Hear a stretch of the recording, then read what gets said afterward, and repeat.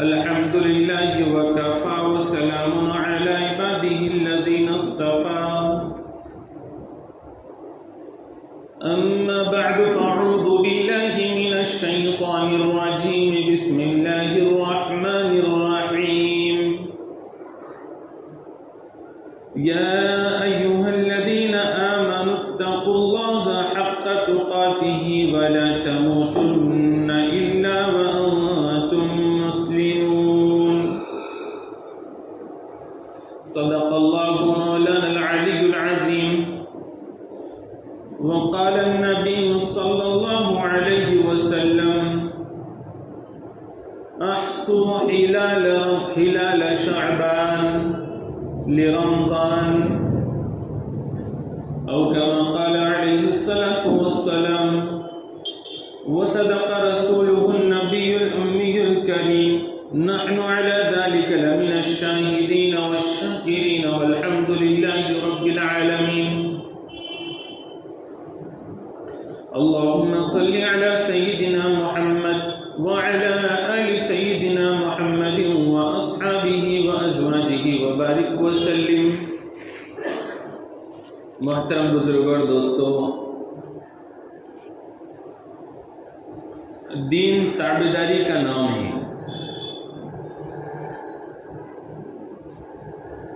اللہ تعالیٰ نے اور اس کے پیغمبر حضرت محمد صلی اللہ علیہ وسلم نے جو دین دیا ہے وہ دین سراسر تابعداری اور اطاعت والا دین ہے. جب جو جہاں جیسا حکم ملے تو اس کو لپک کر لے لینا یہ دین کی حقیقت ہے. بندہ اپنے من سے کچھ نہیں کر سکتا، اس کو اللہ تعالیٰ کی مرضی اور منشا کو سامنے رکھ کر ہی زندگی گزارنی ہے. وقت کے حساب سے، مہینے کے حساب سے، دن کے حساب سے جب بھی کوئی احکامات ہوتے ہیں اور نیک کام ہوتے ہیں تو اس میں بندہ اپنی مرضی نہیں چلا سکتا. ایک عمل جس وقت کے لیے، جن حالات کے لیے، جیسی صورت میں اللہ تعالیٰ نے، اس کے رسول نے متعین فرمایا ہے، اس کو اسی ڈھنگ سے لیا جائے تو وہ عبادت بنتا ہے. ورنہ اس کو دوسری طرف لے جا کر دوسرے ڈھنگ سے اگر اس کو کیا جائے تو پھر یہ عبادت نہیں ہے، اور اس کو عبادت سمجھا جائے تو یہ بدعت ہے. اللہ تعالیٰ نے جو احکامات دیے ہیں ان احکامات کو بجا لانا یہ اطاعت ہے، اور اس کے اوپر اپنی مرضی کو چلانا اور اپنی طرف سے کوئی نئی چیز ایجاد کرنا یہ بدعت ہے. بدعت کی صورت کیسی ہوتی ہے؟ بدعت کی صورت انتہائی خوبصورت ہوتی ہے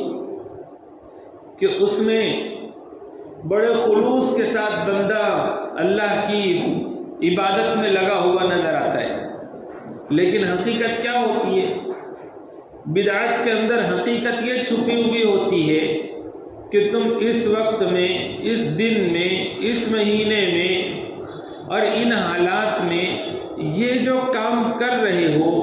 اس کی تو کوئی اصل رسول اللہ صلی اللہ علیہ وسلم سے نہیں ہے، اس کے تانے بانے حضور سے جا کر نہیں مل رہے ہیں، یہ تمہارے اپنے ذہن کی اپج ہے. تو تم گویا کہ رسول اللہ صلی اللہ علیہ وسلم پر اپنے عمل کے ذریعے سے یہ تہمت اور الزام لگا رہے ہو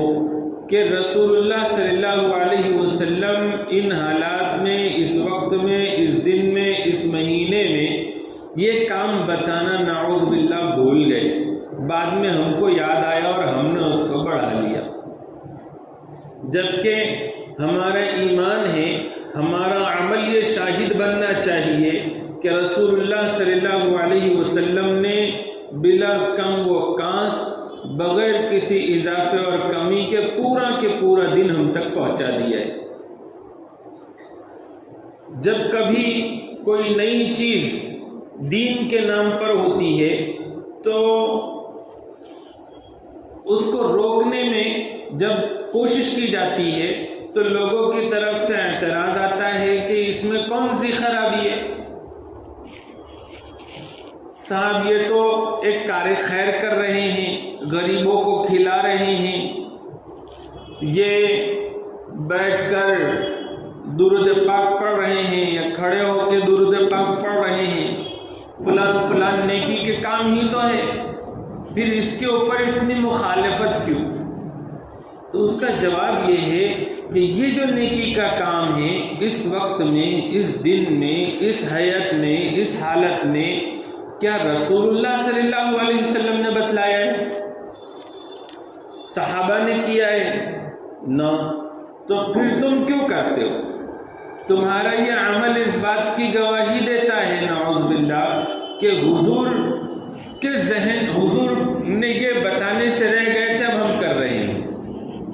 تو یہ خطرناک قسم کی چیز ہے۔ اسی وجہ سے حضور صلی اللہ علیہ وسلم نے فرمایا کہ ہر بدعت گمراہی ہے، ہر دین میں نئی چیز گمراہی ہے۔ تو اس حقیقت کو ہمیشہ سامنے رکھنا چاہیے۔ کوئی مہینہ ہو، کوئی دن ہو، کوئی وقت ہو اور کوئی کام ہو، اگر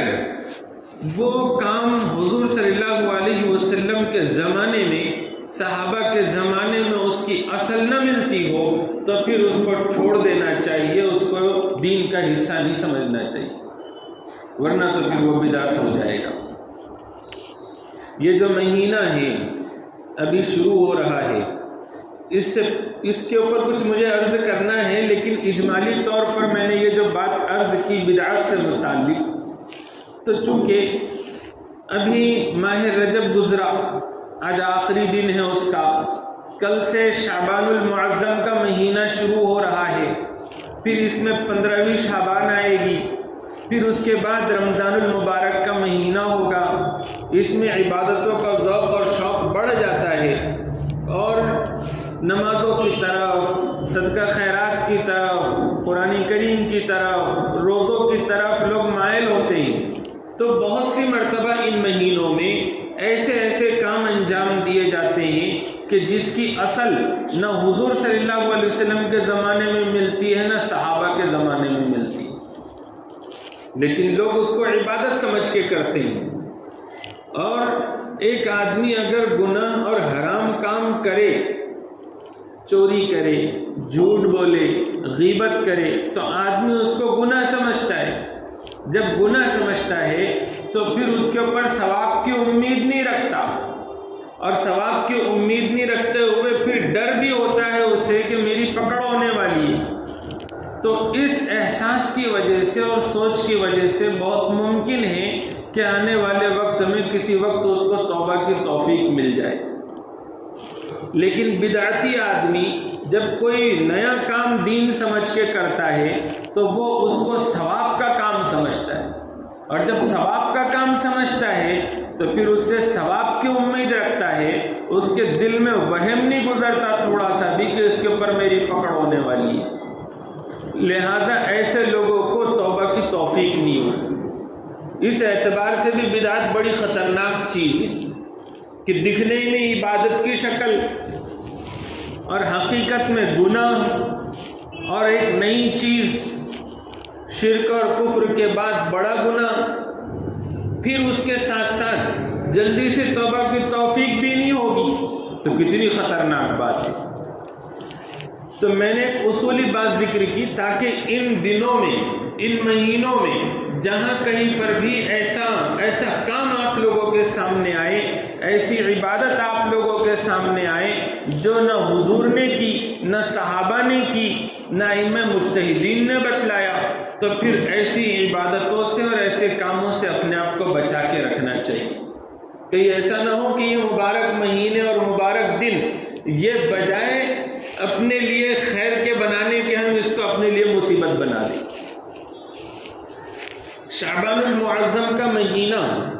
یہ بھی بڑا عظمت والا اور برکتوں والا اور فضیلتوں والا مہینہ ہے۔ اس مہینے میں بھی دین اسلام کی روشنی میں کچھ کام ہمارے ہیں کرنے کے، جس کا اہتمام ہم لوگوں نے کرنا چاہیے۔ یہ شعبان کا مہینہ، یہ در حقیقت یہ خیر کے پھیلنے کا مہینہ ہے، اور شعبان شعبتن سے بھی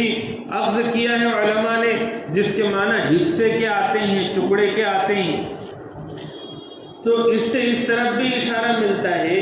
کہ خیر کا اس میں بہت بڑا حصہ رکھا گیا ہے، اور اس کی طرف ہم نے متوجہ ہونا چاہیے۔ حضور پاک علیہ الصلوۃ والسلام نے شعبان کے بڑے فضائل ذکر فرمائے ہیں، بلکہ رمضان المبارک کا مہینہ آنے سے پہلے یہ مہینہ ہے، تو یہ گویا کہ تمہید ہے، مقدمہ ہے، اور رمضان المبارک کی آمد کی خبر دینے والا مہینہ ہے۔ اور اس مہینے کے ذریعے سے بندوں نے رمضان المبارک کے مہینے کی عبادتوں کے لیے اپنے آپ کو تیار کر کے رکھنا ہے، کہ ایسا نہ ہو کہ ہم غفلت میں پڑے ہوئے ہوں اور رمضان المبارک کا مہینہ آ جائے، پھر ہم کوشش کریں تو رمضان جیسے مبارک مہینے میں، جس وقت میں نیکیوں کا بھاؤ بڑھ گیا ہو، اور جس وقت میں اللہ رب العزت کی طرف سے رحمتوں کا ہی نزول ہو رہا ہو، اور مغفرت کے اعلانات ہو رہے ہو، اور خصوصی نوازشات ہو، ایسے وقت میں کہیں ایسا نہ ہو کہ میں اور آپ اپنی طبیعتوں کو بنا نہ پائے، اور اس وقت میں ہر خیر والی نیکی ہمیں بوجھ محسوس ہونے لگے۔ اگر ہم نے اپنی طبیعتوں کو تیار کیا تو پھر رمضان المبارک کے مہینے میں ہم اپنے آپ کو تیار کیے ہوئے ہوں گے، تو ایک بشاشت ہوگی، ایک شوق ہوگا، ایک جذبہ ہوگا، اور اس کی نسبت پر اللہ رب العزت کے احکامات کی صحیح قدر دکھ کر آئے گی۔ بزرگوں نے لکھا ہے کہ رجب المرجب کا مہینہ ایسا ہے جیسے کہ کسان زمین میں بیج بوتا ہے، کیونکہ دعاؤں کا سلسلہ وہیں سے شروع ہو رہا ہے کہ رجب کے مہینے میں اور شعبان کے مہینے میں اللہ سے ہم برکت مانگ رہے ہیں ان مہینوں کی، اور عمر مانگ رہے ہیں کہ اتنی عمر دیجئے کہ رمضان المبارک کا مہینہ ہمیں نصیب ہو جائے۔ تو رجب کا مہینہ یہ بیج بونے کا مہینہ ہے، اور جب شعبان کا مہینہ آئے تو اس کی مثال ایسی ہے جیسے کسان اس بوئے ہوئے بیج کو پانی دیتا ہے اور کھیتی کو سینچتا ہے، اور پھر رمضان المبارک کا مہینہ ایسا ہے جیسے کہ کسان زمین سے فصل کو حاصل کرتا ہے۔ ایک ہے بیج بونے کا مہینہ،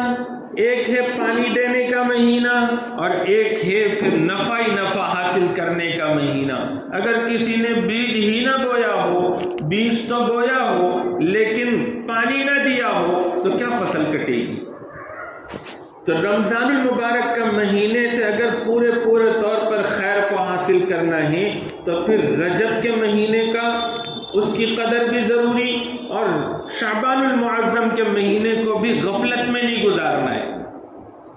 خصوصی توجہات ہماری ہونی چاہیے اور غفلت کے پردے چھٹے ہوئے ہونے چاہیے۔ اس مہینے کی کیا عبادتیں ہیں جو خصوصی اہتمام کے ساتھ ہمیں کرنی ہے؟ پہلی عبادت تو اس مہینے کے روزے ہیں۔ حضور صلی اللہ علیہ وسلم اس مہینے میں کثرت کے ساتھ روزے رکھا کرتے تھے۔ بعض روایتوں میں تو یہ ہے کہ حضور صلی اللہ علیہ وسلم پے در پے مسلسل اگر کسی مہینے کے روزے رکھتے تھے تو شعبان کے اور رمضان کے رکھتے تھے۔ حضرت امی عائشہ رضی اللہ عنہا فرماتی ہے کہ میں نے رمضان کے علاوہ کسی اور مہینے میں حضور صلی اللہ علیہ وسلم کو کثرت کے ساتھ روزے رکھتے ہوئے نہیں دیکھا۔ اور حضور سے پوچھا گیا کہ اللہ کے رسول کون سا روزہ افضل ہے؟ تو حضور صلی اللہ علیہ وسلم نے فرمایا کہ شعبان کا روزہ افضل ہے، اور وہ رمضان المبارک کی تعظیم کے لیے۔ رمضان المبارک کے روزوں کی آمد سے پہلے شعبان میں روزے رکھنے کی فضیلت ذکر کی گئی ہے، اور یہ افضل روزے ہیں۔ جیسے ہم فرض نماز کے لیے آتے ہیں تو فرض نماز سے پہلے کچھ سنتیں ہیں، اور فرض نماز کے بعد کچھ سنتیں ہیں، اور اس کی بڑی تاکید ہے۔ عام نفلوں کے مقابلے میں اس کی بڑی خصوصیت ہے، اور اس کی وجہ سے جو فرض نماز ہے وہ جاندار اور شاندار بنتی ہے۔ تو ایسے ہی رمضان المبارک کی آمد سے پہلے شعبان کے روزے ہیں، ان روزوں کے ذریعے سے، اور رمضان المبارک کے بعد شوال کے 6 روزے ہیں جو نفل ضرور ہیں، لیکن یہ رمضان المبارک کے روزوں کی شان بڑھانے کے لیے اور اس میں ایک جان پیدا کرنے کے لیے۔ تو پھر ہونا یہ چاہیے کہ ہم نے ماہ رمضان مبارک کی آمد سے پہلے کثرت کے ساتھ شعبان کے روزے رکھنے چاہیے، اور یہ روزے رکھنے میں اس بات کا خیال ہونا چاہیے کہ ہم رمضان المبارک کی تیاری کے خاطر روزے رکھ رہے ہیں تو روزے اس انداز میں رکھیں کہ رمضان کے روزوں میں جان پیدا ہو۔ ایسا نہ ہو کہ ہم روزے ایسی مسلسل کثرت کے ساتھ رکھیں کہ ان روزوں کی وجہ سے کمزوری پیدا ہو جائے اور پھر رمضان کے روزے متاثر ہو جائے۔ جو حدیث پاک میں ہے نا کہ حضور صلی اللہ علیہ وسلم نے نصف شعبان یعنی 15 شعبان کے بعد روزے رکھنے سے منع کیا، اسی طرح سے حضور صلی اللہ علیہ وسلم نے شعبان کے آخر دنوں میں روزہ رکھنے سے منع کیا۔ اب روایتوں سے تو یہ بھی پتہ چلتا ہے کہ حضور اکثر مہینے کے یا تقریباً پورے مہینے کے حضور روزے رکھا کرتے تھے۔ پھر ممانعت کس لیے؟ تو علماء نے اس کی وجہ یہ لکھی کہ کوئی ایسا فرد ہو کہ جو پورے مہینے کے روزے رکھنے کے باوجود بھی کمزور نہیں ہوگا بلکہ اس کے اندر اور نشاط پیدا ہوگا اور رمضان کے روزوں میں اس کی جان پڑے گی تو وہ پورے مہینے کے رکھ سکتا ہے۔ اور اگر کوئی فرد ایسا ہو کہ پورے مہینے کے روزے رکھے گا تو کمزور ہو جائے گا اور پھر رمضان کے روزوں میں سستی ہوگی، تو پھر اس کو چاہیے کہ وہ اس قدر روزے رکھے کہ جس سے تقویت باقی رہے۔ کوئی فرد ایسا ہے کہ وہ ہر مہینے کے پیر اور جمعرات، ہر ہفتے کے پیر اور جمعرات کو روزہ رکھتا ہو اور اخیر دن جو شعبان کے آ رہے ہیں تو وہ پیر اور جمعرات کا بن رہا ہے تو اس کے لیے بھی رکھنے کی گنجائش ہے۔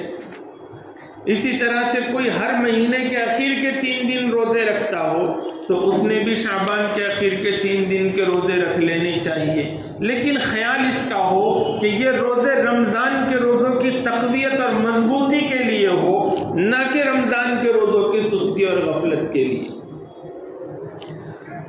رمضان المبارک کے آمد سے پہلے رمضان کی تیاری کا یہ مہینہ ہے۔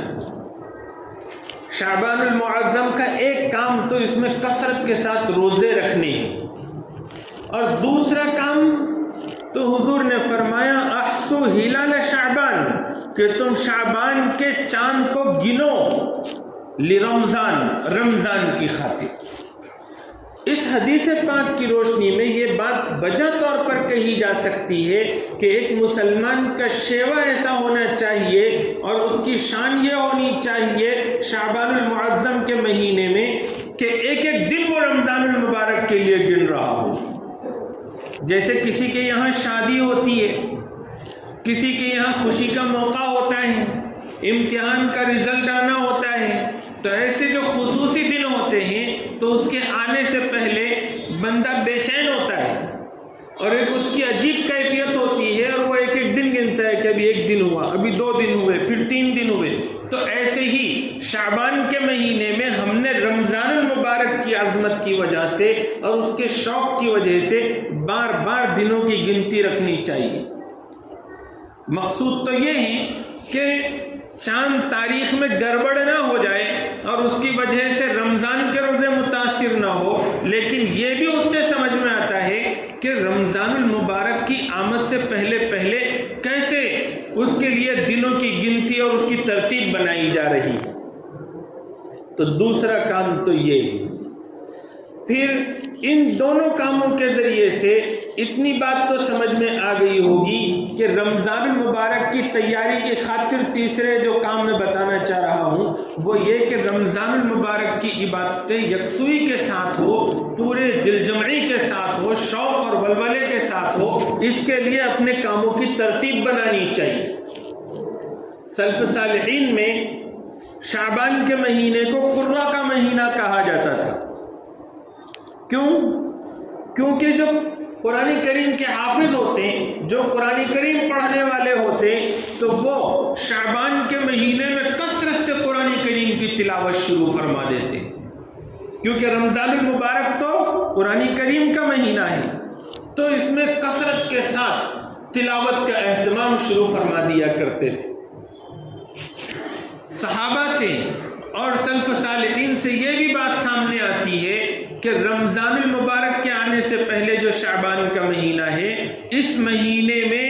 یہ لوگ اپنی زکاتیں نکالنے کا اہتمام کیا کرتے تھے کہ رمضان کے آنے سے پہلے غریبوں، مسکینوں، ضرورت مندوں کو کچھ مدد پہنچ جائے گی اور وہ یکسوئی کے ساتھ رمضان کی عبادتیں کر سکیں۔ آج ہمارے پاس یہ ہوتا ہے کہ ہم رمضان میں زیادہ ثواب حاصل کرنے کے لیے زکوٰۃ کی رقم کو روک کے رکھتے ہیں، اچھی بات ہے، لیکن سوچ کا ایک پہلو یہ بھی رکھنا چاہیے کہ مدارس ہے، غربا ہیں،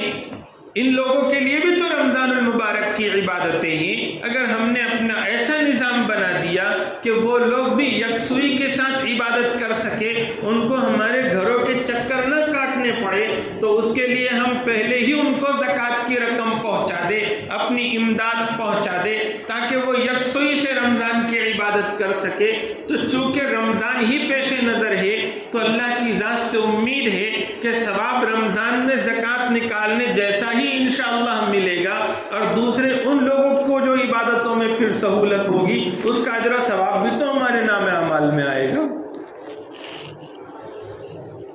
صحابہ سے اور سلف صالحین سے ایک بات یہ بھی معلوم ہوتی ہے کہ وہ ان دنوں میں شعبان کے مہینے میں اپنے اگر سفر ہوتے تو وہ سفر بھی نمٹا لیتے، تاکہ رمضان المبارک میں سفر کرنے کی ضرورت نہ پڑے۔ کہیں جانا ہوتا فوراً جا کر آ جاتے، کسی کو ملنا ہوتا شعبان کے مہینے میں ہی مل کر آ جاتے، تاکہ یکسوئی کے ساتھ عبادتیں ہوں اور اس میں کوئی حرج پیدا نہ ہو۔ یہ بھی بات ملتی ہے کہ کسی سے اگر قرضہ لینا ہوتا تو وہ شعبان ہی کے مہینے میں گھروں کے چکر لگا لیتے اور اپنے قرضے وصول کر دیتے، اور کسی کا کچھ دینا ہوتا تو شعبان ہی کے مہینے میں پہنچا دیتے۔ کس قدر اہتمام تھا ان کے پاس شعبان المعظم کا، اور ہم لوگ اس میں غفلت برت رہے ہیں۔ ان دنوں میں شعبان کے مہینے میں کثرت سے عبادت کرنے کا جو حکم ہے اس کی بہت ساری حکمتیں ذکر کی گئی ہے۔ جیسے روایتوں سے معلوم ہوتا ہے کہ شعبان کے مہینے میں اللہ کے حضور اعمال پیش ہوتے ہیں، تو حضور فرماتے ہیں کہ میرا جی یہ چاہتا ہے کہ میرے اعمال روزے کی حالت میں پہنچے۔ اسی طرح سے یہ بھی معلوم ہوتا ہے روایتوں سے کہ شعبان کے مہینے میں روزی پھیلائی جاتی ہے، روزی تقسیم کی جاتی ہے۔ جب ہم عبادت کریں گے تو اللہ رب العزت کا قرب نصیب ہوگا، اور اس کی وجہ سے اللہ کی رحمت ہماری طرف متوجہ ہوگی۔ روایتوں سے یہ بھی پتہ چلتا ہے کہ شعبان کے مہینے میں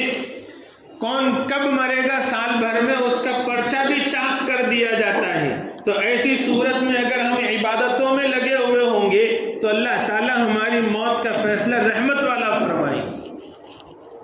اس طرح کے اور بھی ہے، لیکن ایک اور چیز جو حدیث میں آئی ہے وہ یہ کہ حضور نے فرمایا کہ ذالک شہر، یہ ایسا مہینہ ہے یغفل الناس عنہ، لوگ اس سے بڑی غفلت برتے ہوئے ہیں، بین رجب و رمضان، رمضان اور رجب کے بیچ میں یہ مہینہ آتا ہے، یعنی شعبان کا مہینہ۔ تو اس سے جو علماء نے لکھا کہ چونکہ رجب کا مہینہ بہت مشہور مہینہ ہے، 4 حرمت والوں میں سے، اور رمضان کا مہینہ تو قرآن کریم کے نازل ہونے کا مہینہ ہے، اس لیے وہ تو بہت زیادہ مشہور ہے۔ اور اس کے بیچ میں ایک مہینہ آ جاتا ہے شعبان، لوگ اس میں غفلت کا شکار رہتے ہیں اور عمومی غفلت چھائی ہوئی رہتی ہے۔ تو اس غفلت کے وقت میں اگر عبادت کی جائے گی تو پھر اس عبادت کا ریٹ اور اس کا اجر و ثواب اللہ کے پاس بڑھا ہوا ہوگا۔ جب عمومی غفلت ہو اور عمومی غفلت کے وقت میں کسی کو توفیق نہیں ہو رہی ہے روزے رکھنے کی اور ہم روزے رکھ رہے ہیں تو نفس پر شاق گزرے گا، مشقت ہوگی اور مشکل پیش آئے گی جمنے کی، کیونکہ فتنے کے وقت میں، فساد کے وقت میں نیکی کا اجر بڑھ جاتا ہے، کیونکہ اس میں نیکی کرنا مشکل ہوتا ہے۔ تو شعبان کے مہینے میں جب روزے رکھے جائیں گے، تلاوت ہوگی، صدقہ خیرات ہوگا، تو عام لوگ تو ایسا نہیں کرتے نا، تو ہم کریں گے تو ہمارے لیے مشقت ہوگی اور اس مشقت کی وجہ سے اللہ تعالیٰ اجر و ثواب میں اضافہ فرما دے۔ دوسرے، چونکہ جب غفلت والا ماحول ہوتا ہے تو اگر آپ روزے رکھیں گے، اگر آپ صدقہ خیرات کریں گے تو کوئی آپ کو نہیں دیکھے گا، آپ کی طرف متوجہ نہیں ہوگا، تو اس عبادت میں اخلاص اور للہیت زیادہ ہوگی اور اس کی وجہ سے اس کا اجر و ثواب بڑھ جائے گا۔ خلاصہ پورے بیان کا آج یہ ہے کہ ہم لوگوں نے رمضان المبارک کی آمد کا ابھی سے اس کا انتظار، اس کا شوق شروع کر دینا چاہیے۔ رمضان المبارک کے لیے اپنے کاموں کی ترتیب بنا لینی چاہیے تاکہ یکسوئی سے ہمارا بھی اور دوسرے مسلمانوں کا بھی عبادت میں وقت گزرے، اور اس کے ساتھ ساتھ کثرت کے ساتھ روزے رکھنے چاہیے۔ پھر 15ویں شعبان آئے گی اور 15ویں شعبان کی بھی فضیلت حدیث پاک میں بیان کی گئی ہے، بعد میں اس کا نام شب برات پڑ گیا ہے، تو اس کا بھی خصوصی اہتمام کیا کیجئے اور اس کے اندر بھی دعاؤں کا اہتمام ہو۔ الغرض، رمضان المبارک کے آنے سے پہلے اپنے آپ کو رمضان کے لیے اور دوسروں کو بھی رمضان کے لیے پورے طور پر، ذہنی طور پر، فکری طور پر، قلبی طور پر، مشقت کے لحاظ سے تیار کرنے کی کوشش کرے۔ انشاءاللہ یہ شعبان کا مہینہ ہمارے لیے رمضان کی رونق بنے گا، اور رمضان جب رونق بنے گا تو پھر رمضان کے ذریعے سے جو مقاصد ہم کو ملنے چاہیے اور جو فوائد ملنے چاہیے وہ پورے ہم کو نصیب ہوں گے۔ سب کریں گے انشاءاللہ۔ اللہ تعالیٰ مجھے اور آپ کو کہنے سننے سے زیادہ سمجھنے کی اور پھر عمل کرنے کی توفیق عطا فرمائے۔ وآخر دعوانا الحمد للہ رب العالمین۔